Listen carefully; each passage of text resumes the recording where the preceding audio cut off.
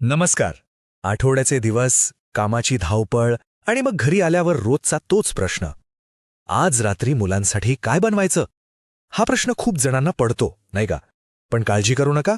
आज आपण याच समस्येवर काही झटपट आणि चविष्ट उपाय शोधणार आहोत. खरे रोज रात्रीची जेवणाची वेळ म्हणजे एक युद्धच असतं. मुलांना काय आवडेल, ते पौष्टिक आहे की नाही, आणि सगळ्यात महत्त्वाचं म्हणजे ते पटकन बनेल की नाही, या सगळ्या विचारांनी पालक अगदी हैराण होऊन जातात. आणि मग काय होतं? रोज तेच तेच पदार्थ, तेच पोळी भाजी किंवा खिचडी. कंटाळा येतो ना. आज काहीतरी वेगळं बनवूया असं वाटतं, पण सुचतच नाही. तर मग चला, आज आपण अशा 6 सोप्या पाककृती पाहणार आहोत ज्यामुळे संध्याकाळची धावपळ कमी होईल. आणि मग बघा, जेवणाची वेळ ही संघर्षाची नाही तर एकत्र मजा करण्याची वेळ बनेल.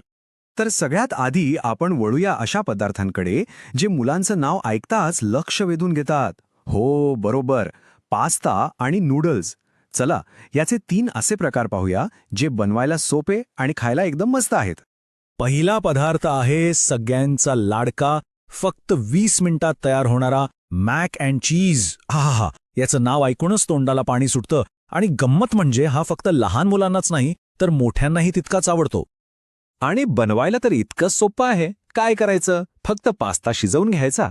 दुसरीकडे एका पातेल्यात थोडं बटर आणि मैदा परतून घ्या.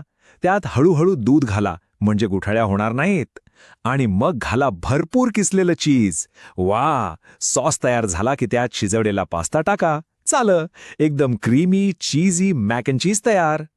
बरं, हे तर झालं चीजी. आता काहीतरी वेगळ्या चवीचं पण तितकंच झटपट होणारं बघूया. आपलं पुढचं स्टेशन आहे सिंपल सेसेमी नूडल्स.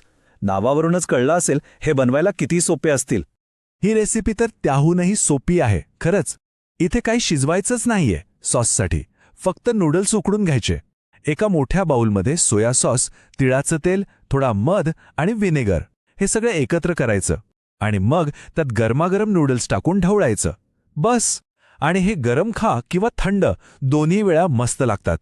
आणि आता या पास्ता नूडल्स सिरीजमधला शेवटचा पण तितकाच महत्त्वाचा पदार्थ म्हणजे एकदम कम्फर्ट फूड. विशेषतः जेव्हा थोडं बरं वाटत नसतं किंवा बाहेर थंडी असते तेव्हा हे सूप म्हणजे निव्वळ स्वर्गसुख. हो, आपण बनवणार आहोत चिकन नूडल सूप. हे सूप बनवायला अजिबात वेळ लागत नाही. चिकन स्टॉक घ्या, त्यात शिजवलेलं चिकन आणि गाजर, सेलरी सारख्या आपल्या आवडीच्या भाज्या टाका आणि मस्त उकळी आणा. भाज्या थोड्या नरम झाल्या की त्यात नूडल्स टाका आणि त्या शिजेपर्यंत थांबा. झालं, गरमागरम पौष्टिक आणि चविष्ट सूप काही मिनिटात तयार. आता इथे एक छोटीशी पण कामाची टिप. जर वेळ वाचवायचा असेल ना, तर बाजारात जे तयार भाजलेलं चिकन मिळतं ना, ते वापरा. म्हणजे चिकन शिजवण्याचा वेळ वाचतो आणि या रेसिपीज अजूनच फटाफट होतात. चला तर, पास्ता आणि नूडल्सच्या दुनियेतून बाहेर येऊया. आता आपण काही आपल्या ओळखीच्या पदार्थांना एक नवीन मजेशीर ट्विस्ट देऊया. मुलांना तर हे प्रकार खूपच आवडतील. सगळ्यात आधी बनवूया चीजी चिकन केसडिया. नाव ऐकूनच तोंडाला पाणी सुटलं ना? भरपूर चीज आणि चिकन. मुलांना आणखी काय हवं? आणि याची सगळ्यात मस्त गोष्ट काय आहे माहितीये? हे बनवायला इतकं सोपं आहे की मुलंही यात मदत करू शकतात. एका पोळीवर म्हणजे टॉर्टिलावर अर्ध्या भागात चीज आणि चिकन टाकायचं. त्याला फोल्ड करायचं आणि तव्यावर दोन्ही बाजूनी मस्त खरपूस भाजायचं. मग त्याचे त्रिकोणी काप करायचे, एकदम पिझ्झासारखे. आता पुढचा पदार्थ तर माझा वैयक्तिक आवडता आहे, कारण तो एकाच भांड्यात होतो, म्हणजे भांडी कमी घासावी लागतात. तो आहे मुलांसाठी खास फ्राईड राईस.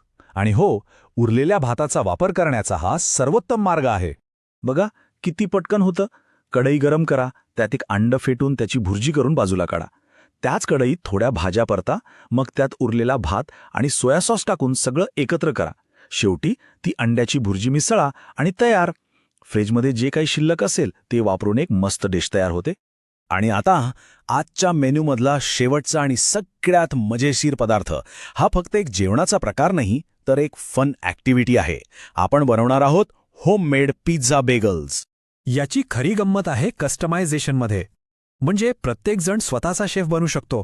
फक्त बेगलचे 2 काप करायचे, त्यावर पिझ्झा सॉस लावायचा, भरपूर चीज टाकायचं आणि मग ज्याला जे टॉपिंग आवडेल ते त्याने टाकायचं. मग फक्त चीज वितळेपर्यंत बेक करायचं. मुलांना स्वतःचा पिझ्झा बनवायला मिळतो ना, याचा आनंद काही वेगळाच असतो.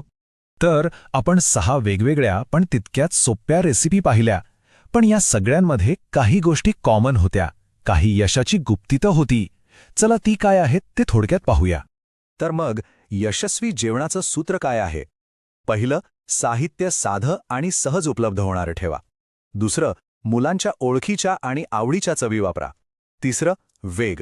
धावपळीच्या दिवसांमध्ये वेळ वाचवणं महत्वाचं आहे. चौथं, मुलांना कामात सामील करून घ्या. आणि पाचवं, प्रत्येकाला आपल्या आवडीनुसार बदल करता येईल अशी सोय ठेवा. बस, एवढं केलं की जेवणाची वेळ एकदम सोपी होऊन जाईल. तर मग यापैकी कोणती रेसिपी सगळ्यात आधी ट्राय करायला आवडेल? विचार करा आणि कामाला लागा.